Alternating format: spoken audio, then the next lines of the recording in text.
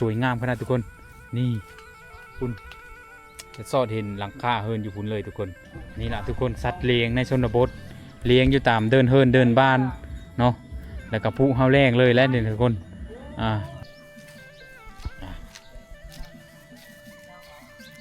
ให้มันได้โซนมันจะหน้าบ่พบหากินนะมา เนาะ พร้อมนี่ไปได้ไปแล้วมากินแรกนะ ได้หน่อไม้ ได้เอาบ้างเนาะ ได้บ้าง สาวแลบ้านหน้าทุกคนมาเลยกันยังซับไปลอยคือเก่า เอากวาดรถเฮินน้องนะนี่แหละสาวลาวในชนบททุกคนขยันเอ็ดเวเอ็ดงานยำแรง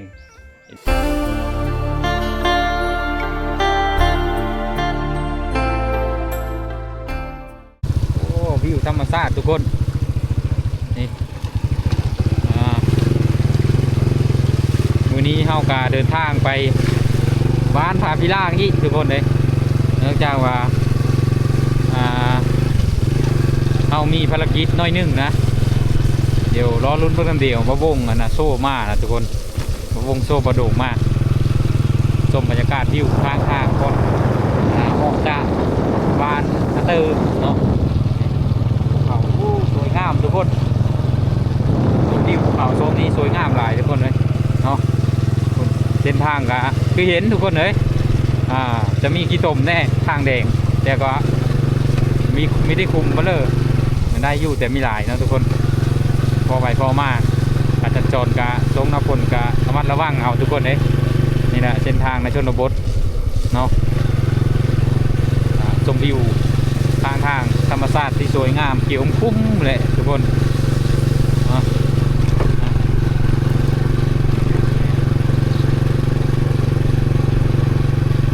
งามเลยทุกคนเลยธรรมชาติงามนี้เบิ่งชมวิวภูเขาทางบรรยากาศงามๆทุกคนเห็นแล้วก็จะสอนตาทุกคนเลยเห็นธรรมชาติเขียวงามแบบนี้เรียกว่ามันงามทุกคนสีเขียวนี่เบิ่งมาเลยก็งามเนาะเดี๋ยวเฮาจะไปฮอดบ้านเขาแล้วจะอัปเดตให้ทุกคนได้เบิ่งว่ามื้อนี้เฮาไปภารกิจไปเลยเนาะ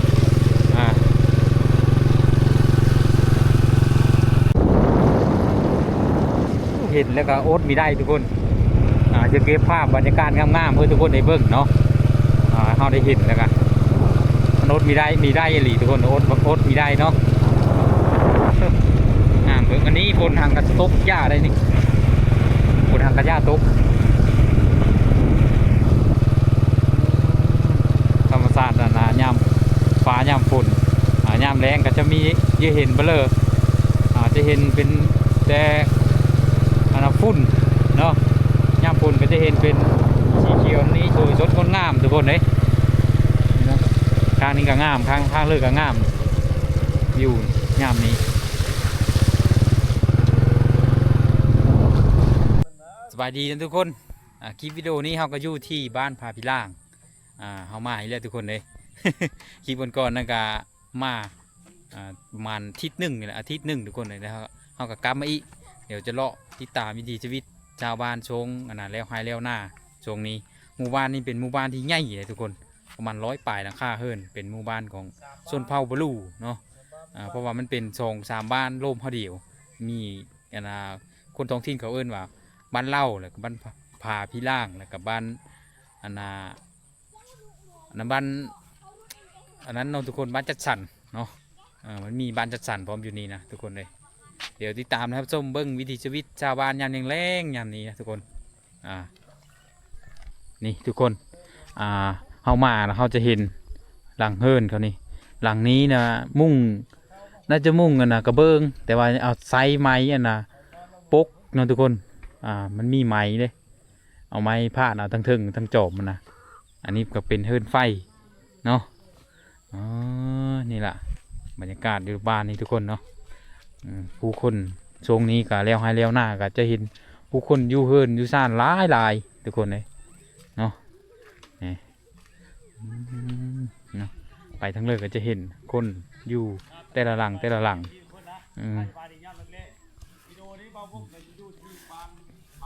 ปที่เลยนี่ฮะ ไปหานบ่ อืม เออไปพุ่นบ่หานพุ่นบ่หานอยู่นอกทางพุ่นบ่เออ ที่เนาะนี่แหละทุกคนเส้นทางนี้การสัญจรนี่ยุ่งยากนิดนึงนะทุกคนเอ้ย มันจะมีขี้ตมแน่นิดนึงเลย โอ้ตัวเพราะว่ามันเป็นพื้นที่ต่ำเลยทุกคนเลยแถวเมื่อวานแถวนี้เนาะจะมีหลังเฮิรนคนอยู่ติดๆเดียวเลยได้กว้างนะทุกคนหมู่บ้านนี้กว้างขนาดหรือเปล่าวะเนาะเฮิรนหลังนี้น่าจะได้คนอยู่ทุกคนหลังนี้ใหญ่เลยหลังนี้หลังน้อยเลยเนาะหลังน้อยหลังใหญ่บางหลังก็ยังไซส์นะฝาไม่จาดฝาไม่เฮอยู่ได้คุณหลังนั้นกันเนาะบางหลังก็ได้เฮิรนดินเฮิรนอันนั้นแล้วทุกคนเลยสลับเปลี่ยนเดี๋ยวไปเนาะนี่หลังนี้ก็ได้เป็ดฝาไม่เฮทุกคนถือว่าทั้งนั้นมุ่งกระเบื้องหรือว่าสังกะสีเนาะเบิ้งเนาะหลังนั้นทุกคนมันจะมีนะมุ่งกระเบื้องแต่ว่าเขาใช้ไม้ปกเอาทั้งครึ่งนะทุกคนเลยนี่อันนี้ก็เป็นเหลาเขานี่เนาะอยู่เฮียงเดี๋ยวเลยอยู่ติดเดี๋ยวเลยทุกคนเลยตัวนั้นยังมุ่งเป็นอยู่ทุกคนแต่เก้านี่เขาน่าจะตำเข้าได้ยังเห็นอยู่สะเนาะสะนะเขาตำเข้าตะเก้านี่ทุกคนเขาจะป้าไว้อยู่เรานี่แหละเนาะแถวนี้สังเกตเบิ่งคือหลังนี้มันมีได้ไฟฟ้าบ่อนเนาะเลยมีเห็นสายไฟเด้งเข้าเลยทุกคนเลยแต่ว่าเจ้าของเฮือนจักไปชิเลยเนาะนี่ทั้งเทิงนะแม่นมุงกระเบื้องแล้วเป็นมุงกระเบื้องแต่ว่าฝามันยังเป็นฝาไม่เฮฝาไม่ชอดเนาะนี่น่าจะไปอยู่ไฮอยู่หน้าบ่ต้องเลยเนาะนี่อันนี้ก็จะเป็นทงหน้าทุกคนอยู่ทางนี้เนาะนี่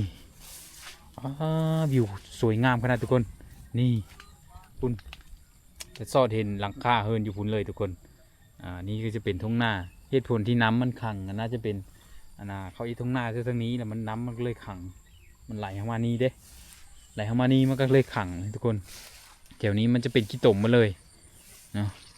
นี่ได้คนอยู่ได้เฮิรนหลังนี้ก็ทุกคนน่าจะอยู่มีหลายคนบ้านนั่นเลยเงียบมิจิลี่อยู่มีเห็นออกมาเลยทุกคนเลยเนาะนี่แหละบรรยากาศยามฝนทุกคนนี่เดี๋ยวเก้านี่เขาน่าจะต่ำเข้าได้ทุกคนนะเป็นโซกแล้วก็สะนี่และนี่ก็คือเหลาเข้าแหละทุกคนเลยนี่แหละไปชิเลอร์กันเนี้ยจนหลายก็มีลงมันจะเฮิรนหมดเลยทุกคนเนาะนี่อันนี้เฮิรนดินผสมผสานเฮิรนเขาแถวนี้ยามฟ้ายามฝนกับทุกคนกับการชันจรก็มันก็ยุ่งยากแนวนี้แหละทุกคนเลยต้องได้ยามไปตามขี้ตมมีขี้ตมมีโบกขี้ตมเนาะนี่แหละบ้านผาพิล่างบรรยากาศยามแรงๆเนาะก็จะมีเห็นผู้คนเห็นอยู่แต่ว่ามันมีหลายนะทุกคนนะนี่ลุยไปตามขี้ตมเลยนะทุกคนเลยไปชิเลอร์กระยะทุกคนไปห้านค้าไปเผลอกระยะเลยเพราะว่าแก้ขี้ตมมันไม่ได้เส้นทางมันได้เส้นทางสบายไปแล้วนึงเนาะนี่เรียบมาทางนี้ก็จะเห็นโซนเขาตะเก้าหรือว่าเล้าแถวนี้กันเนาะเล้าเขาทุกคนนี่เขาปะแล้วทุกคนเลยโซนอันนี้นะเพราะว่าฝนยามฝนแล้วมันน้ำขังน้ำท่วมเขาจนหลายเขานั้นยามแรงไปเลยทุกคนเลยนี่โตไปทั้งเลยกันเนี่ยทุกคนนี่ถ้าได้เส้นทางเป็นซอยก็สบายแล้วนึงเลยทุกคนเลยตอนนี้นะนี่โตเนาะเป็นนองเลยแถวนี้ทุกคนเบิ่งหอยได้อันหอยได้ทอดป่าก็มีจักอยู่นี่นะโตแกนไข่หอยแดงฉลานอยู่เนาะนี่งูเขาเลี้ยงอยู่ตามนี้เลยนะทุกคนสบายเพราะว่าช่วงนี้เขาอีไทยหน้าและเอามาไว้อยู่ตามเฮือนตามบ้านล้ามกินเลยเอ็ดเพลอร์นี่นะเลี้ยงงูบ่ ฮะโอ้เอามาเลี้ยงจะตามนี้ เล่นอยู่กลางบ้านนี่แหละมีได้วันเล่น เออ หาเล่นเลาะอยู่กลางบ้านนี่แหละ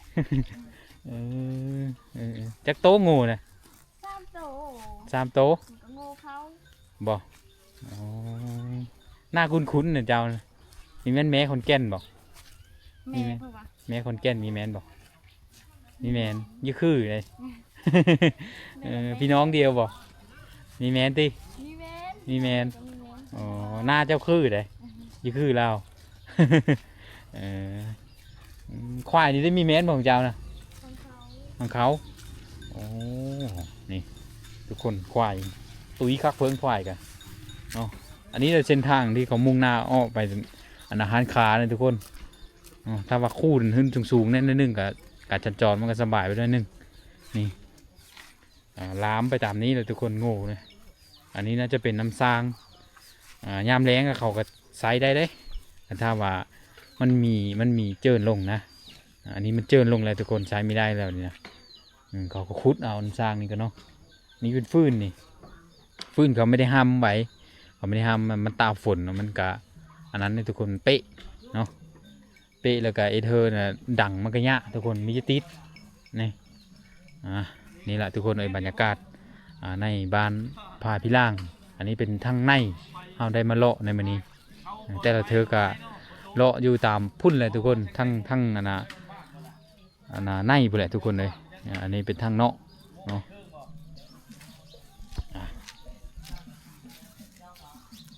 เฮือนหลังนี้ไม่ได้คนอยู่ทุกคน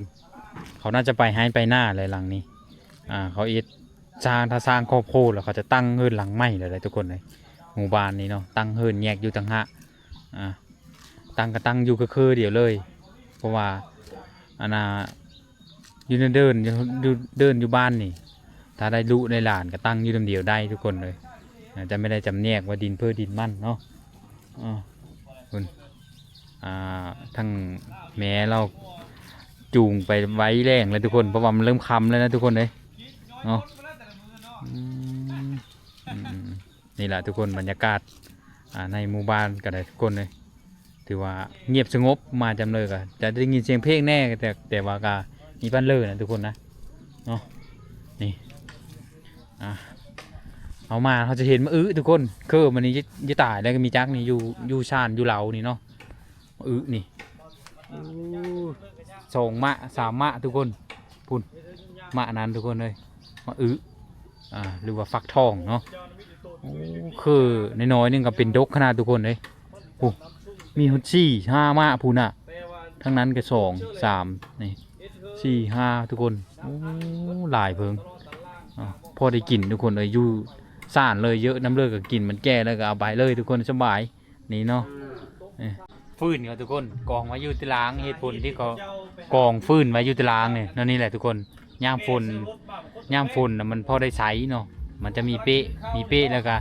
เวลาเอาไปนึ่งข้าวมันก็สบายทุกคนเลยเนาะนี่แต่ละซอยไปตามเส้นทางทุกคนเดี๋ยวยุ่งยากแบบนี้แหละ เพราะว่าหมู่บ้านนี้มันเป็นหมู่บ้านที่กว้างนะกว้างแล้วก็หมู่บ้านที่ใหญ่ทุกคนเลยนี่ทุกคนเลยเป็นเฮิร์นนั่นนี่เลยมีแม่นเหลามีแม่นเฮิร์นไฟเลยทุกคนเฮิร์นยู่เลยตรงนี้นะเต้าทุกคนเลย หลังน้อยก็มีได้บ้าน หลังน้อยหลังใหญ่ผสมผสานเดี๋ยวไปทุกคนเพราะว่า น้อยเต็มกลางบ้านนี่มีแต่ไข่มาแทนนี่ มีลูกมีหลานแล้วถ้าสร้างครอบครัวแล้วเขาจะแยกอยู่ต่างหากหรือใดทุกคนเลยหมู่บ้านนี้เนาะมือแรงน้ำขั้นกินตีนรถแบบนี้เนาะเดี๋ยวนี่ล่ะควายทุกคน ตัวนี้มันแมบน้ำอยู่แล้วนี่นะ นี่โต้ทุกคนเลยนี่นะน้ำมันไหลผ่านเลยตลอดยามฝนเลยและแบบนี้นะทุกคนเลยมึงเขาสังเกตนะตารางนี่เปลี่ยนตะยู่เลยอันนี้ควายนี่ เรียนน้ำเชย แม่น้ำอยู่นี่ลูกมันตัวนั้น2 ไม่ลูกเนาะ 2 ไม่ลูก โต้ ลูกมันแมบน้ำแม่มัน พุไว้นี่เลยเขาพุไว้แรงเลยนะนี่เนาะโต้ทุกคนนี่แหละทุกคนสัตว์เลี้ยงในชนบทเลี้ยงอยู่ตามเดินบ้านเนาะแล้วก็พุเฮาแรงเลยแล้วนี่ทุกคนควาย2 ไม่ลูกนี่อันนี้หนองเป็นหนองควายเลยตัวนี้นะทุกคนน้ำแถวนี้หลาย ไหลเต็มตารางเฮินตารางบ้านเลยโอ้ทุกคนเลยยามฝนนี่อย่าว่าหมู่บ้านนี้นะมันเป็นพื้นที่ต่ำแล้วน้ำมันก็เลยท่วมขังแน่นอนหนึ่งนะทุกคนนี่แหละทุกคนเฮินหลังนี้เนี่ยจะคือแบบทรงเผ่าผู้ไทยเลยเนาะเป็นแบบทรงสองหลังทุกคนเลยแล้วก็มีซ่านออกมาแล้วก็มีหัวบันไดขึ้นอยู่เคยๆแคมทางเลยทุกคนในหลังนี้น่าจะเก่าแก่ที่สุดแหละแต่ว่าเขาเปลี่ยนมามุ่งกันนะสังกะสีแล้วห่างกับเปลี่ยนแล้วนี่สังกะสียังไม่ไหม้อยู่ประมาณปีนึงนี่แหละเปลี่ยนนี่ทุกคนเนาะอ๋อคุณท่างนั้นก็เป็นเล้าทุกคนเล้าแล้วก็ห้องน้ำน่าจะเป็นห้องน้ำเลยทุกคนนะนี่แหละบรรยากาศเนาะอันนี้ก็จะเป็นเส้นทางที่จะมุ่งหน้าเข้าไปสู่บ้านในทุกคนทางในมันก็ยังได้บ้านนี้ได้บ้านนี้เป็นถือว่ากว้างขวางนะกว้างขนาดเลยบ้านนี้ประมาณ100หรือว่า150พุ่นแหละทุกคนเนาะหลังคาเฮิรนนะหลายได้เต็มรถไถนี่เอาบ้างเต็มรถไถเลยทุกคนมาจะไปหาหน่อไม้หูรถจักรนี่มีสามารถไปได้ไปตรงไปป่าในต้นต้องไซส์นะรถไถได้ในการสัญจรไปให้ไปหน้าเนาะเพราะว่าเส้นทางมันยุ่งยากหลายทุกคนเลยให้มันได้โซนมันจะหน้าบ่พบหากินนะเนาะพร้อมนี่ไปได้ไปแล้วมากินแรงนะได้หน่อไม้ ได้เอาบ้างเนาะได้บ้างคือจีนาวแห้งเขามาเท่าเลยเนาะหนักเลยเต่าเลยหนาวออกชักยันชักพุ่นเปย์เป็นห้องชักพุ่นอ่ะบรรยากาศพี่น้องบรรยากาศมาตาไฮตาหน้าทุกคนทั้งเมียเนาะก็หาอยู่หากินมาตาไฮตาหน้าเอาหน่อไม้มากินพร้อมทุกคนเลยหมู่บ้านนี้เบิ่งยำเลยกะงามทุกคนต้นพร้าวนี่เนาะเป็นหมู่บ้านเก่าแก่ได้ต้นพร้าวนี่หลายได้สูงพร้อมแต่ว่าไฟฟ้านี่แม่นได้มาเลยทุกคนเลย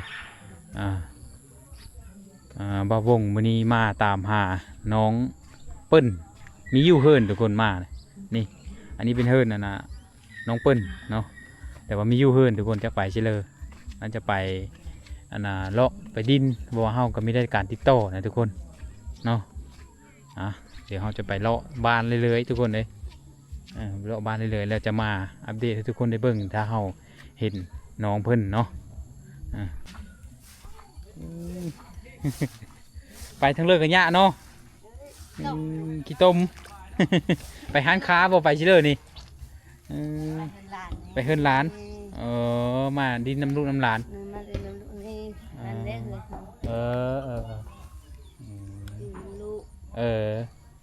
เราก็ไปแล้วอยู่น้ำลูกน้ำหลานนี่แหละเนาะใช่อันนี้ลูกชายบ่นี่หลานบ่หลานชายหลานสาวผมก็เจอหลายๆนี่เนาะนี่แหละบรรยากาศทุกคนในบ้านนี้ก็ได้ยามแรงๆเนาะเขามาทางนี้เนี่ยจะมีอยู่3หลังทุกคนเฮิรนเฮิรนดิน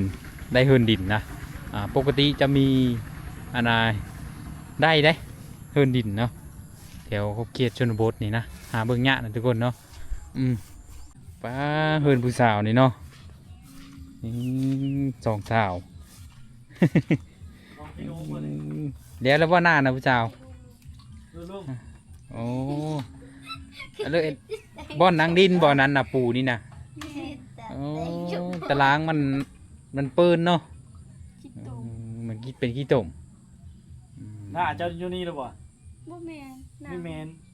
หน้าข้าเจ้าหน้าข้าเจ้าเห็นว่าคืนเราบ่แม่นชื่อเธอผู้ชายชื่อตัดตัดน้องตัดอันนี้เลยสิฮะ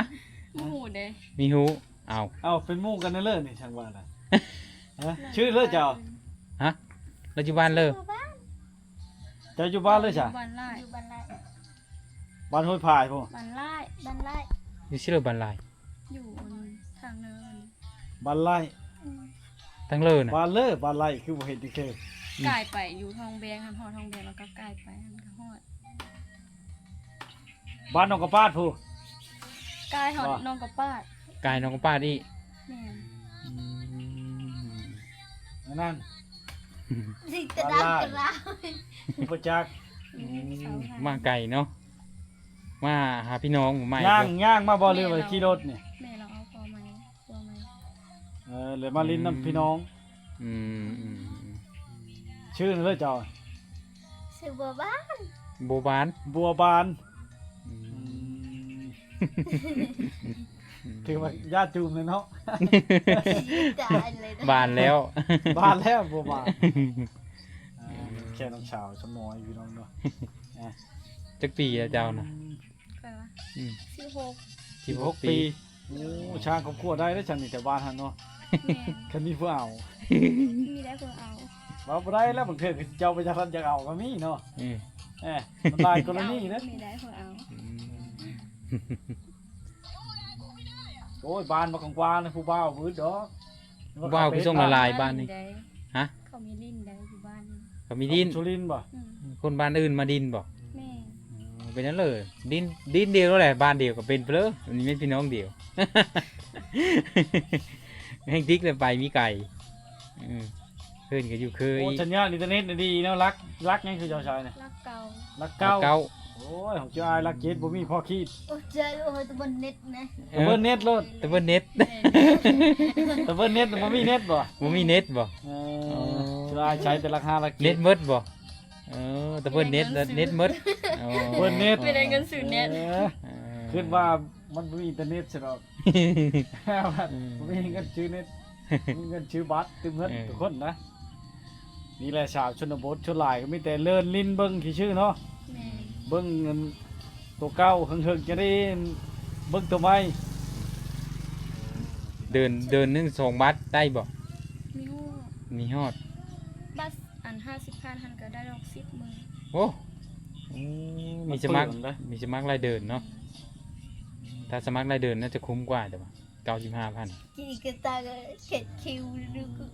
ชิคิส นี่ยังน่ะคือรูปเจ้าเองคืองามแท้ฮะบ่แต่ยังบ่ชับตัวจริงเด้องามนี่ มันก็ตรงปก อยู่บ้านเจ้านั่นก็บ้านไร่บ่บ้านหยังก็เจ้าว่าน่ะ มันไล่ บ้านไร่บ้านไร่ ไล่ กายห้วยพายไปเนาะ กายทองแดงไป ไปที่เป็นแมวไก่แบบ ไก่ขนาดเนาะ กายนองกระปาดไปอีก ยามนี้เที่ยวได้บ่เที่ยวไม่ได้บ่ยาม ได้ ยูน ต้องคิดตม กี่ต้มอายไม่เคยไปจักเธอหั่น บ่เคยไปจักเทื่อ เด็กไปแบบ เฮิรนสาวแล่บ่นี่น่ะ ทะเลบ่เฮ็ดเจ้า โอ้โตอยู่เฮิรนเนาะมื้อนี้เนาะ เนาะแล้วให้หน้าเลยเนาะเบิ่งตีช่วยหน่อยดิมึงบ่อะไรเนี่ยมีแต่ขี้ดมนี่ ตะกี้ต้มเอ็ดไปเลยนี่น่ะ ทะเลน่ะ มีกดเฮิร์น กวาดเฮิรน โดย แล้วเลยรับหน้า ไป น่ะ เชลเพิ่น โดยแล้ว แล้วเลย โดย เพิ่นเอ้ย เฮิร์นไปนะ ชาวเปิ้นไปสิเลย ไปทางไหนเลยโอ้ยบาดขึ้นลงมาเลยนะอ๋อขึ้นไปเลยแล้ว นึ่งข้าวแล้ว สุกแล้ว สุกแล้วอ๋อ เราการง่วเราไปง่วจิแม่นเข้าชูนก็บอกนะ ฮะ บ้า เราการง่วแล้วไปเลย อ๋อเออ เฮ็ดเวียกจังเลยน้องชาว กวาดได้คันจะกวาดเฮิรนกัน โอ้ยมาเห็นชาวเลปานหน้ากำลังเฮ็ดเวียกงานประยุทธ์ชาวนาทุกคนนะเนาะแม่นอื่นนอกเล่าก็เกรงใจไผไปหาอนามัยนะน้องชาว ป่าค่อย ป้าเจ้าเจ้าบ่ได้ไปบ่ เอาน้อง ข้าเอาน้องเจ้ามีน้องกี่คน สอบ สองคนเจ้าเอาผู้เดียวเลย ไม่ได้จึงเอาไว้นะไม่ได้จึงเอาไว้นะ เราเป็นย่างเดี๋ยวนี้ อ๋อยางเป็นแล้ว อยากป้อนข้าวป้อนน้ำเนาะ เออ เอาหลานพี่น้องเลย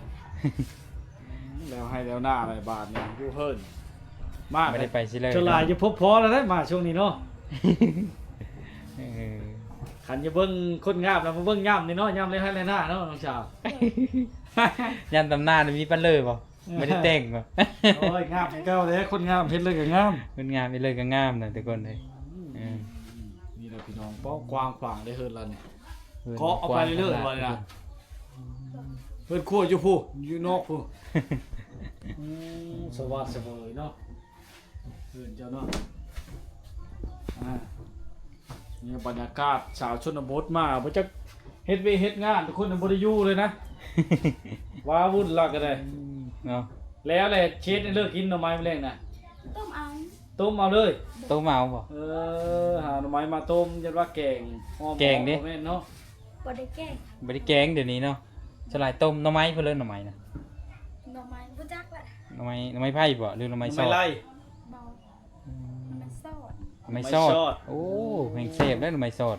กระแซบเลยแกงหน่อไม้มันต้มหน่อไม้ชอด อืม ถ้ามันจืดคักเด้เดี๋ยวสิไปตามหาน้องเพิ่นก่อนเด้อน้องสาวเด้อ มันมีภารกิจมื้อนี้น่ะมีเวียกกับเราเขาเจอหลายชาวแลบ้านนาแท้กันจับพาดอารมณ์ยังโชดได้นี่ทุกคนแม่นบ่ โดย ยังโชดอยู่เนาะ ยังสูตรคือเก่าเนาะ งามเลยชาวแลบ้านนาเด้อ มาเห็นบัดนี้แห้งงามเลยทุกคนเลย เออ เออบ่น้องเลฮะ อันนั้นน่ะเปลือกห้อย เอสเพิ่นนี่นะ เฮ็ดซื่อ เอสซื้อ ๆโดย ๆโอ้นี่สาวแลบ้านหน้าทุกคนมาบ่เลยกันยังซับไปลอยคือเก่า เอากวาดรถเฮินน้องน่ะนี่แหละสาวลาวในชนบททุกคนขยันเอ็ดเวเอ็ดงานนำแรงเอ็ดเวซอยพอซอยแม่เนาะ โดย